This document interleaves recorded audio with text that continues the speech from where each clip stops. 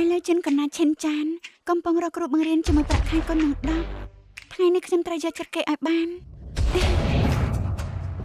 ខ្ញុំជាគ្រូបង្រៀនប្រាប់តម្លៃមកខ្ញុំឲ្យគុណនឹង10ព្រមទេមនុស្សស្រីឆ្លាតឆ្លក់វង្វេងនឹងលុយខ្ញុំលើគេល្បីតគ្នាថាឯងដឹងគ្រូបង្រៀនអស់រាប់រយអ្នកមកហើយ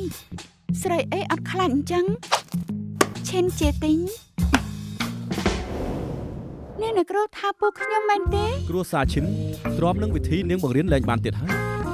រូបរាងគាត់ស្អាតឆ្លាតពូកែជាបរិះល្អឥតខ្ចោះនៅស្ទាក់ស្ទើរដល់ណាទៀតលោកឈិនលោកពូគាត់អាម៉េចបើខ្ញុំចង់បានអ្នកគ្រូធ្វើម៉ាក់ចឹងរវាងលុយហើយនឹងស្នេហាគូរូបពូដើម្បីជាទិញបានអភិវឌ្ឍសមត្ថភាពគូរូបខ្ញុំសុកចិត្តលះបង់ខ្លួនទៅចុះក្លិននេះសមនឹងនាងខ្លាំងណាស់អ្នកទាំងពីរលបឡកំពុងធ្វើអីខ្ញុំចង់ញ៉ាំដែរចាំទៀតហើយខ្ញុំឈប់លេងហើយអ្នកទាំងពីរចូលចិត្តធ្វើបាបខ្ញុំបបារៀបការជាមួយគ្នាជីវិតខ្ញុំចាំមិនខានបាត់មាត់ខ្ញុំនេះជប់មិនចប់បន្ទប់លោកអីចិនកំណាចដូច្នេះនាងចូលចិត្តប្រុសបែបណាតើវាមនុស្សនឹងលុយខ្ញុំយកលុយ